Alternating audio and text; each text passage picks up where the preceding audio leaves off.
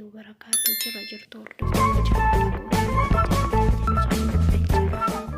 faaraataatan like subscribe gootanii akka maatiin haftaatanii har'a waan addaan qabadhee dhufee innis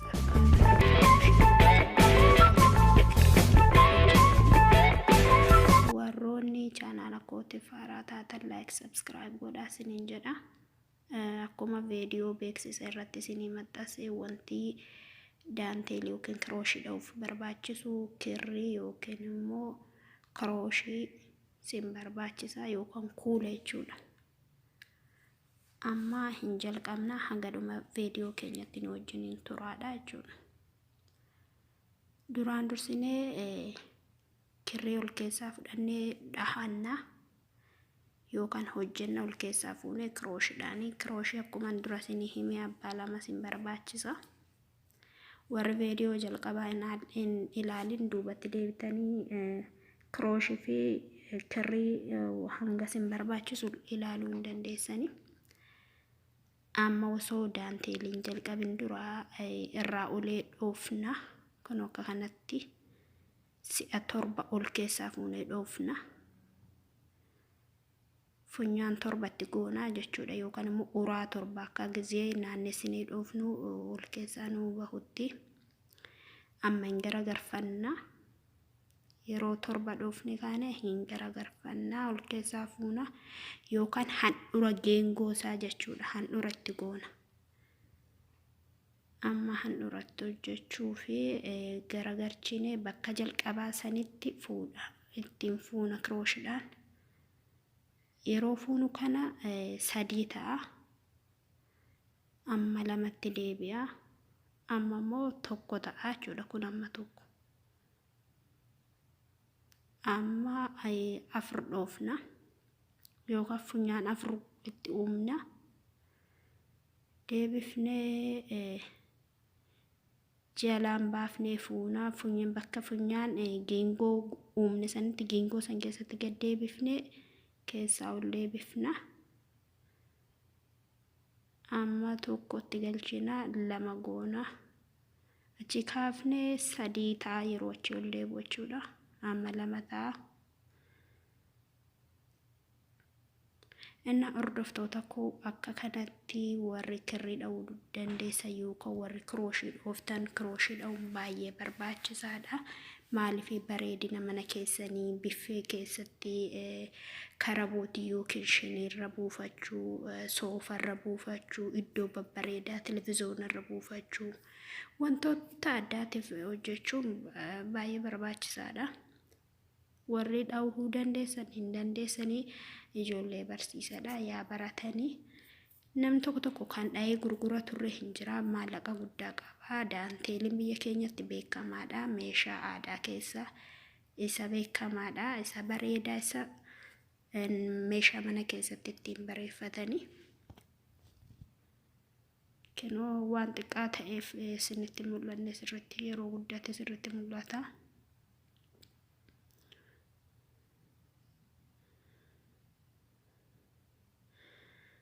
Amma isinitti agarsiisuuf hin dhaabe marsaa tokko finneerra. Marsaa tokkicha kana hin lakkaa'an. Marsaa jalqabaa 12 dhooftanii taraa 12 naannessitan jechuudha. 12 ol keessaa baaftan funyaan 12tti uumtan jechuudha yookaan immoo uraa 12 gootan. Lakkoofnee 12 yoo inni nu guute walumaan turaadha.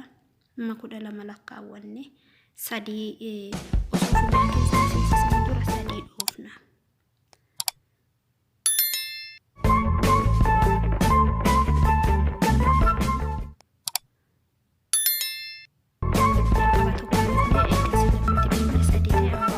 Funyaan keessatti kaayee gadi deebisna.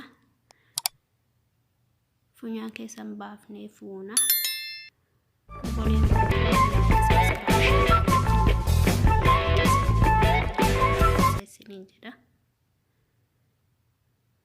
Amma 2 dhoofnee funyaanitti gad deebifna.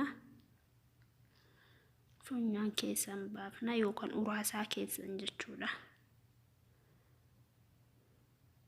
Kirriin biyya ormaa kun furdataa akka kirrii biyya keenyati miti. Kirriin biyya keenya baay'ee bareeda qaqallaadha. Kirooshin baay'ee tokko bareeda biyya keenyatti.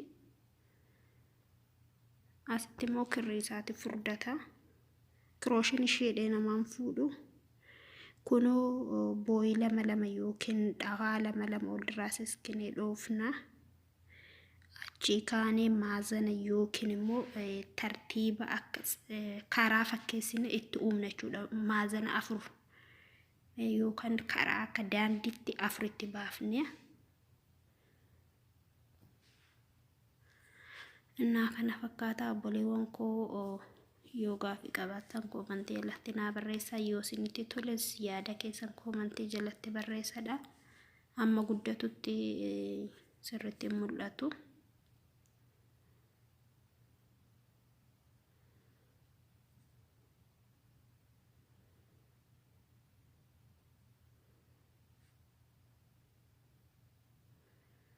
Warri dhaabuu barbaadan kirooshii fi kirrii isaa barbaaddattanii suuqirra hin jira.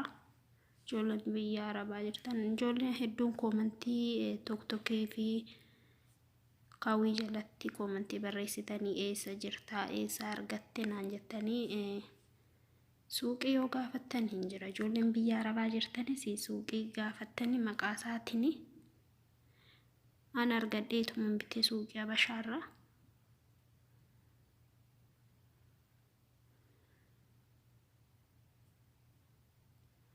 Akkasii obboleewwan koo kunoo kana fakkaataa jabaadhaadha hadhaa. Gurgurachuu qofa osoo hin taane maallaqa qofa osoo hin taane bareedina mana keessan keessaa distiitti uffifachuu karabootii sireerra yookaan uffata algaarra buufachuu bareedina soofarra buufachuu televiziyoonaa wantoota garaagaraa irratti daanteelii dizaayinii garaagaraatiin dhooftanii bareedina mana keessan keessaa osoo maallaqa baaftanii alaan bin ofii keessanii harka keessaniin hojjetattanii mana keessan bareeffachuu hin dandeessanii. Kanaafuu warri beektan ol barsiisaa warri hin beekne koottaa baradhaadhaa. Yoo yaada qabaattan immoo koomantii jalatti yaada keessan kennadhaadha. Sinin jedhaa obboleewwan keessan itti affeeraadha sinin jedha.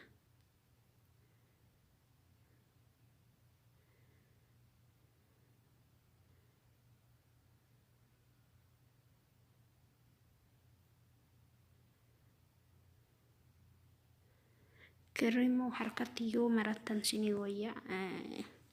Yeroo asii kirooshiidhaan fudhattan yoo harkatti marattan kirooshiidhaan qubatti quba shaadaa kanatti yoo marattan kirooshiidhaan yeroo fuutan isin hin cunqu. Yoo qubatti maranne immoo yookaan bal'ataa yookaan dhiphataa nama rakkisa. Hundaafuu kirrii harkatti marachuutu bareeda.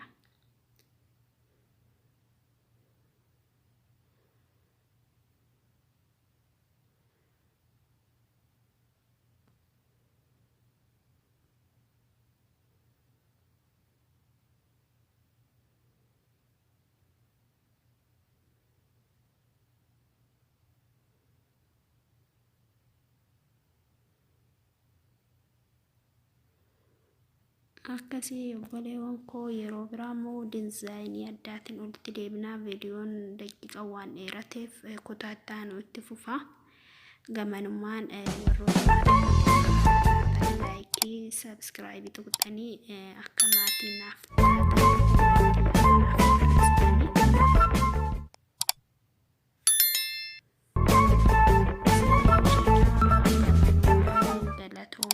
yaada keessan koomantii jalatti barreessadha. Akka irraa barattan abdiin qabaa. Yoo isinitti tole mukkutaa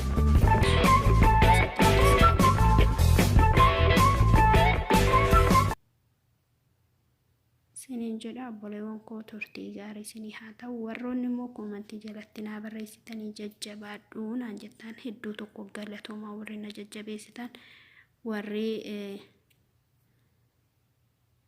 yeroo dhiyoo keessatti nuuf hidinaan jettanii dafii viidiyoo gadhiisii wannaan warroonni naan jettanis yoo rabbiin jedhee kutaa ittaan immoo kutaa lammaffaa isaa yeroo dhiyoon gadi isinii dhiisaa isinirraan tursiisuu. Hundumaafuu koomantii jalatti yaada keessan naaf kennaa isiniin jedha. Gamanumaan turtii gaarii isiniif haa ta'u. Assalaamu alaikum warahmatullaahi wabarakaatu.